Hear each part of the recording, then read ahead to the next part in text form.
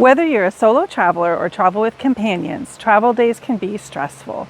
We've been traveling full time in our Airstream for over a year and a half, and we've developed some systems that we think may help.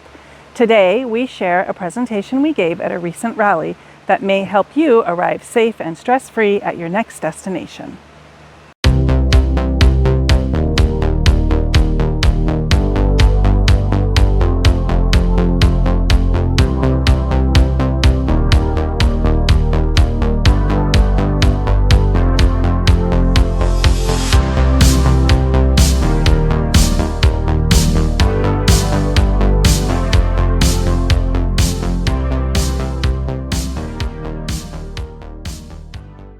We're really excited to share this presentation with you and hope that it will help you to have a stress-free and safe travel day. As always, our namesake, Adventures with Rampage, we have Gary, our big white fluffy cat, and Georgia is our Torby.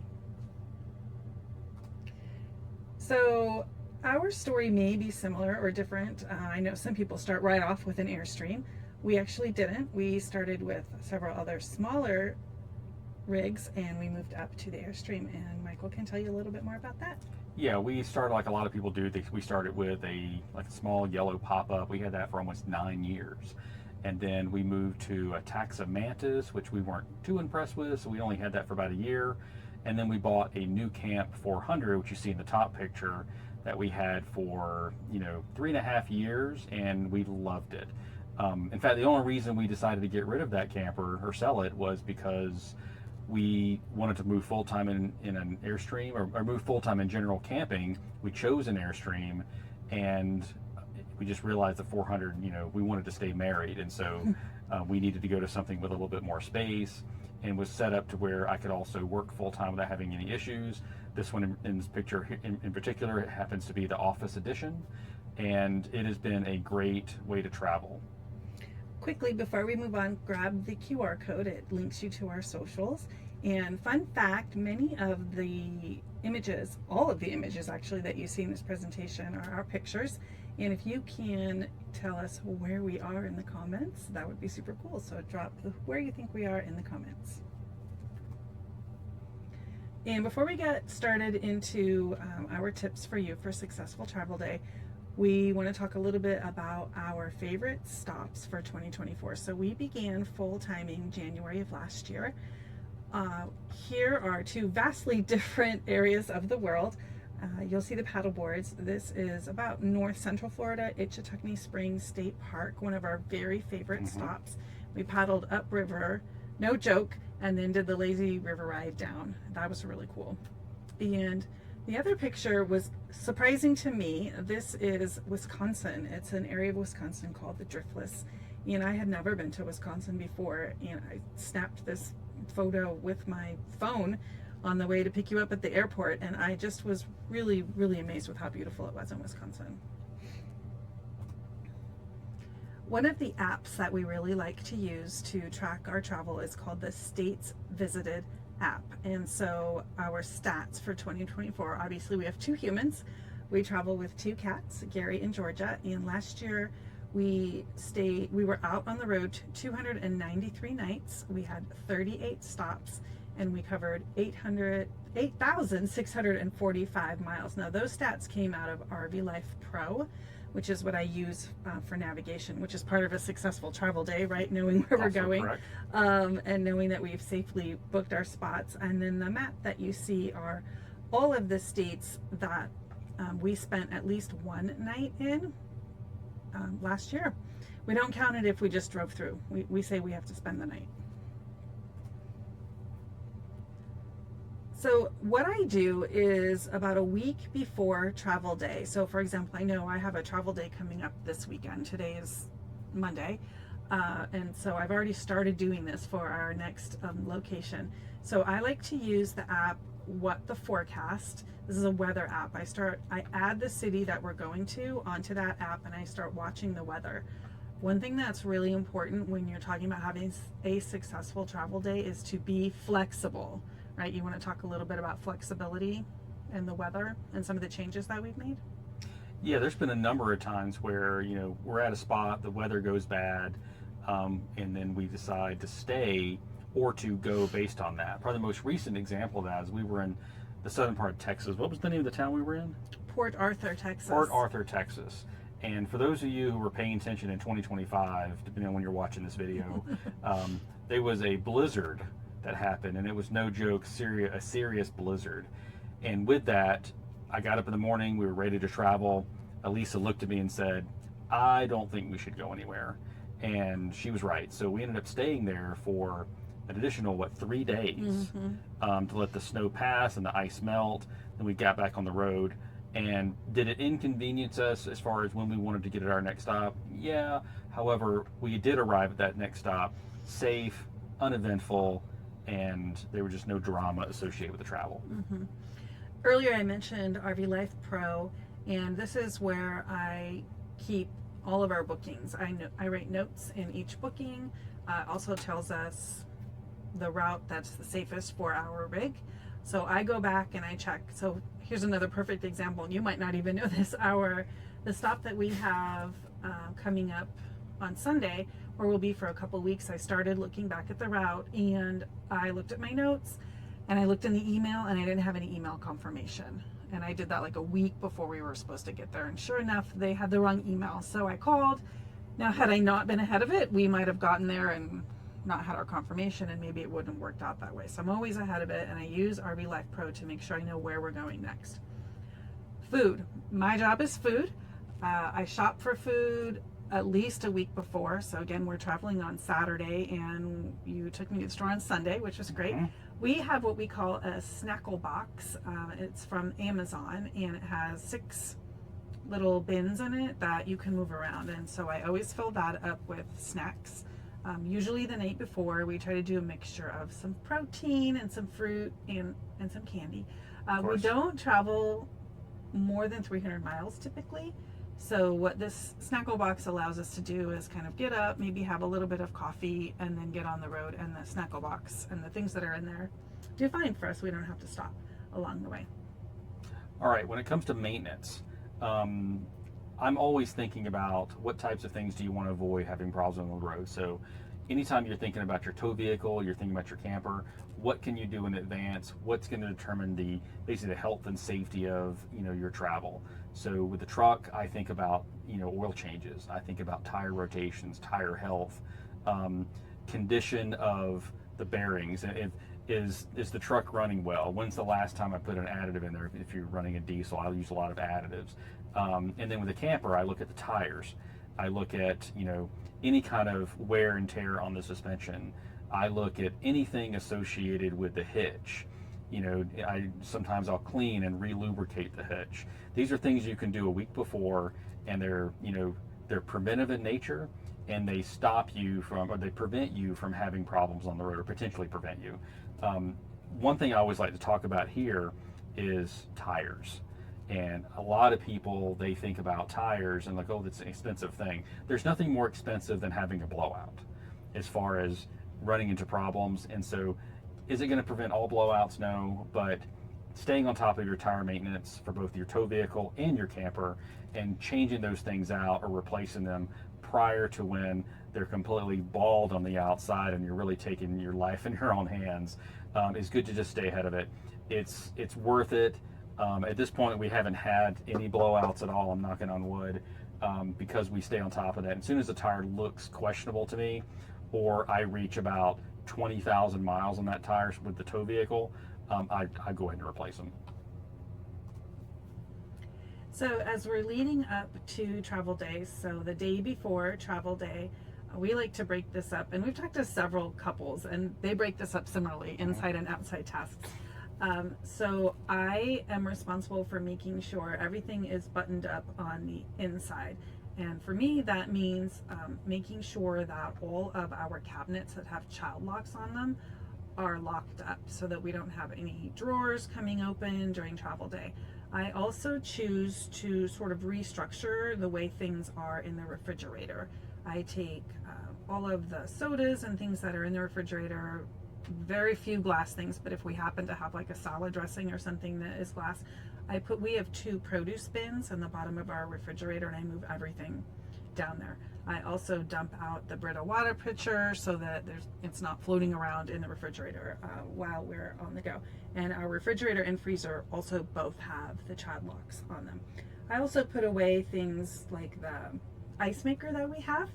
I drain that out the night before. Basically, my job the night before is to just put away all the like superfluous things that we don't necessarily need the night before, so that we're ready to go in the morning, and there's just a few things that I need to put away. All right, as far as outside tasks, my job is to pretty much, she takes all the care of all the inside stuff, I take care of all the outside stuff.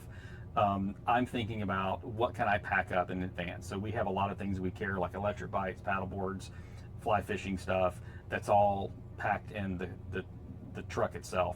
I pack away all those things. If we put out our screen room, we have one of those octagon style screen rooms, we put that away.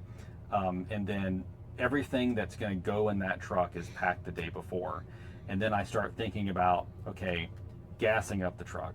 Nothing makes me laugh really harder than I see people that will spend all this time packing up, they get out, and then we'll see them stop at the very next gas station fighting with all the other people that morning that are trying to get gas. And I'm always thinking, you could have gotten gas the night before and not dealt with getting your tow vehicle in and out of sometimes very small gas stations that are local. And so gas up the night before. Anything you're going to do with your tanks. If you're going to do your black tank flush, do that the night before. If you're going to go and dump your tanks, if they're full, dump them the night before. And if you're going to want to travel a little bit of water, which is what we typically do, I usually bring my tanks up to about 20%. That's just enough water to, if you want to use the sink or if you want to use the bathroom while you're on the road at a truck stop or something, you can certainly pull the camper over and do that. And you have just enough water to make that available to you. Something that we started doing at the beginning of this year to help make actual travel day a little less stressful is a driver meeting. We do this the night before, and the purpose of the driver meeting is to solidify the route that we are taking.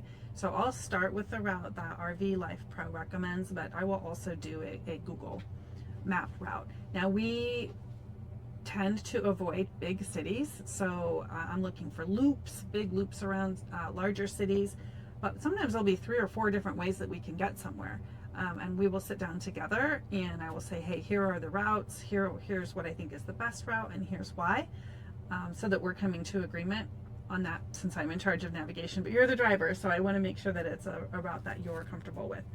Also, during driver meeting, we do a final check of the weather to see if maybe we need to leave a little earlier or a little later. Like today where we are, we probably would not have left in the morning because it was pouring rain this morning, and we probably would have delayed a little bit. And the final thing that we do at the driver meeting is gas stations. We are a longer rig, and so we're diesel, so we need to make sure that we have a station that has diesel in the event that we do want to stop and get gas. Now earlier I had said that we only go around 300 miles and we can almost always make it, like, just going straight there without needing to stop for gas. However, if we're doing a back-to-back like a Saturday, Sunday, like we are this weekend, we agree on where we're going to stop and get gas, and it's usually the place closest to our stop. Right. So Saturday and Sunday we're traveling. So Saturday we'll find a stop. I'll actually do it on Friday, and I will put that into my mind so I know where we are stopping, so that we're rolling into our first stop Saturday night with a full tank of gas, and then Sunday morning we can just get up and go. Have you found the driver meetings to be successful? We didn't do them last year. Yeah, we didn't last year, and I would say it's been a huge help because we would travel places, and then I would look at her and go, okay, it's time to find gas. Then we would find out the best time to find gas was about 20 miles ago. And then, you get, especially in some places in Texas and Arizona, then you were white-knuckled driving that truck knowing that you have, 60 miles of range and the next gas station's 50 miles. And so, so therefore getting all that kind of stuff planned in the driver meeting, talk about the route, even discuss maybe alternate routes if we want to avoid cities, has been super helpful. So now it's travel day. I do the final thing of the inside tasks. So this means putting everything away. There's nothing on the countertops You have an office. You actually pack up the I pack office, the but office, make yeah. sure that everything in the office is put away, that your chair is strapped in. I like to also sweep and wipe things down and clean so that when we get to our destination, it smells nice. And as we travel with cats, the litter box is clean, the floor doesn't have stuff all over it. I check to make sure that all of our windows are clipped and our blinds are set the way that we want them, that our fans are closed. There's several things. And what's most important for me to convey about the task that I'm in charge of is make sure it's okay to have somebody else check you.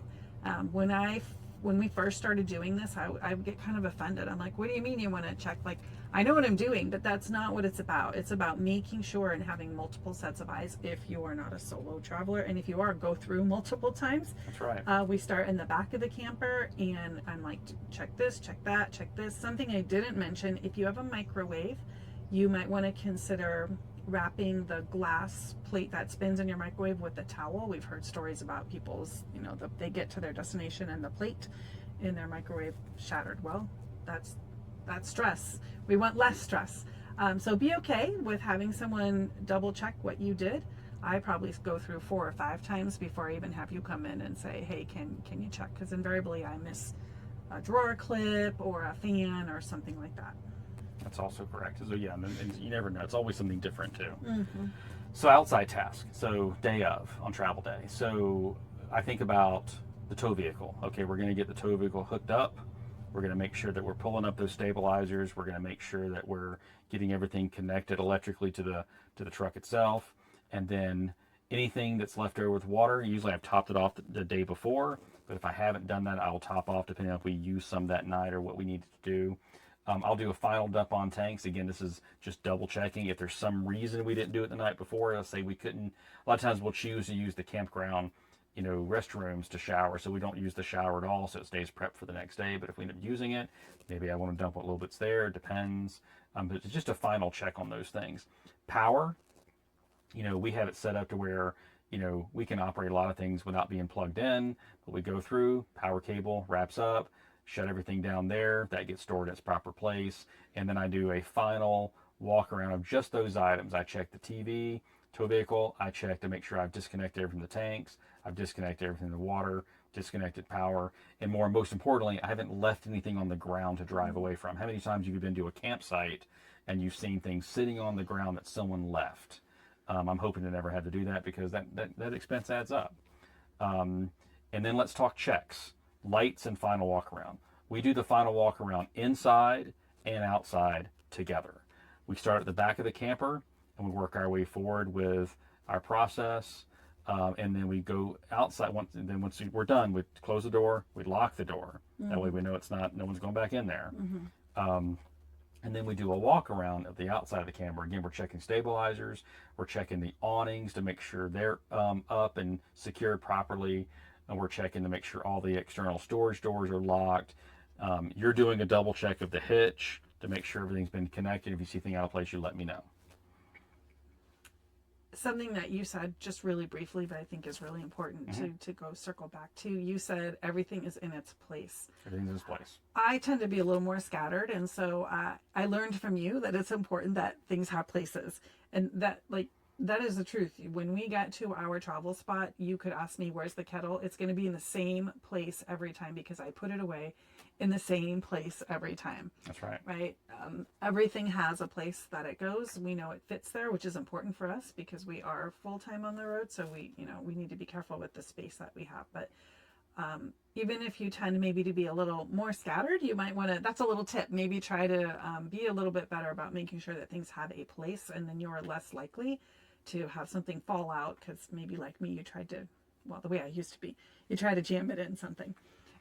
When we arrive, we've spent quite some time working out a communication standard. Specifically, would we need to back in? Right. The best thing I can say here, for those who don't know it, if you would like to stay married, you want to determine a better communication standard that works for the two of you. There's nothing more entertaining than sitting at your campsite and watching people back in and watch the yelling and watch the screaming and watch the freakouts, and you see the worst side of people. And we've all been there. There's a level of frustration associated with it. There's a level of fear backing up these campers that you spend a lot of money on. And then you also feel pressure from the people around you, especially if other people are arriving. Number one, don't let anyone else speed you up. Follow your process that you know works for you, because if you break something, you damage something, that person that was being impatient behind you is not the person that's paying for it. You are. The second thing is make sure that you can see each other in the mirror.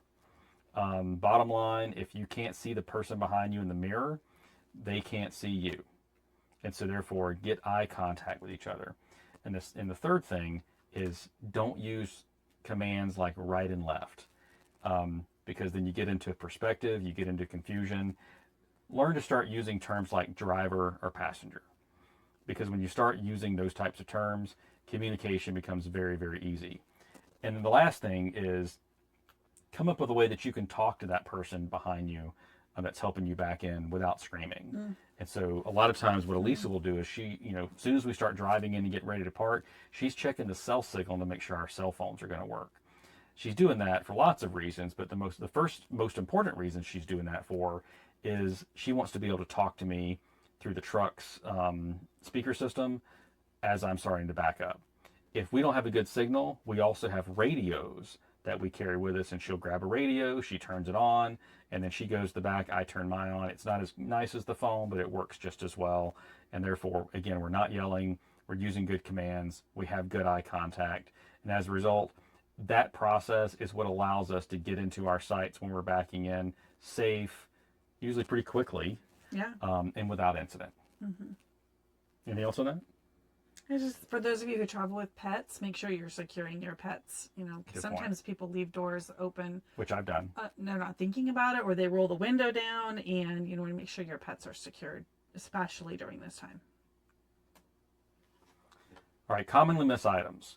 The reason these are on the list is because we've all missed them. Water pump, make sure it's off. I've been driving down the road and thought I left the water pump on, and I'm just imagining something come loose, and next thing you know, I've pumped 20% what's in the tanks into the camper, and never want that to happen.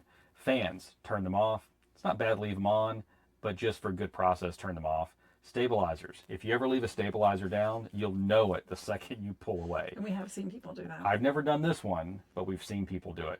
The hitch pin or safety pin. It's really hard to leave the hitch pin, but I've used that term interchangeably before. But the safety pin's really important. I've seen people that drive without them. By the way, if you do that, I don't recommend it. I would change that habit immediately. But leaving the hitch pin behind is something that we have done. And as soon as I realized I'd done it, I was paranoid about it for 40 miles until finally I couldn't stand anymore. I pulled over, came up with a makeshift solution, and then I bought 3 hitch pins, one to put in there, and I have 2 spares now. Window locks. You hear people about breaking windows. A lot of times broken windows driving down the road is because the window was not secure, and it starts flowing back and forth or flapping back and forth, and it will shatter if it's a glass window, or at least you'll break the hinges even if it's a plastic window. Steps. Again, this is another thing. If you leave your steps down, some campers you can get away with it. Like our camper happens to be lifted. We could probably get away with leaving the steps down, at least in a lot of places. But if you leave your step down, you'll know it. And I've seen people rip them off before they even got out of the campsite. Check your steps. Aldi system. This is really more specialized to people who have this system. We had the Aldi system in our new camp. We don't have it in our Airstream, but I know some of the Airstreams do come with the Aldi system. I think the Classic does for sure. But what you want to keep in mind is you don't want anything like that running while you're going down the road. And again, it's one of those things I would get paranoid. It's not always super obvious that it was off. That's what I didn't like about it. I liked how well the system worked, but it was this little tiny LED light that in high sun or high light in general, you couldn't even tell it was illuminated. So I got paranoid about it. So we got to where we commonly check this stuff. Yeah. I want to just go back to communication. If you like the the hitch pin situation. You did a great job of communicating with me. You were like, oh, I think I might have forgotten something. I'm going to need to pull over. At that point, there really wasn't any, we couldn't wait because we weren't on a highway. There wasn't really a good pullover. Right. That gave me time to secure the animals because, you know, it's unusual for us to stop. I want to make sure they're secured. And then I knew what was going on instead of just like randomly pulling off to to the shoulder. And I'm like, what's happening? Or if you decide you need to stop at the rest, communicate, right? And communication is a big theme that we've had here. Obviously, if you're solo, well, I guess you could communicate with yourself, but this is more for people who are working, have a companion or a group. Please communicate with people. It makes things go smoother. The whole theme of this is make each day easy and enjoyable by managing your travel workload. This is something that the less you have to do on travel day itself, the more you can think about what's important, and frankly, the more enjoyable your trip will be. And so the idea is we want to remove everything that you're going to think about, get it done in advance. That way, when you drive away from that site or home to get to your site, or the site to get back to your next site if you're traveling to more than one location, you're not thinking about all these little details that at the end of the day could have been handled in advance. You're thinking about the present, and you're thinking about getting to your next site that you're looking forward to and enjoying your trip. And you're not worried about what's flying around in the back of the camper or potentially what you left at the campsite. All right, so normally we'd be opening this up to a presentation because that's when this was originally done at one of the the rallies we went to. But in this situation, if you have any questions, please leave them down in the comments. We'd love to answer your question. We'd love to get to know you. Any questions at all, that's what that comment section's for.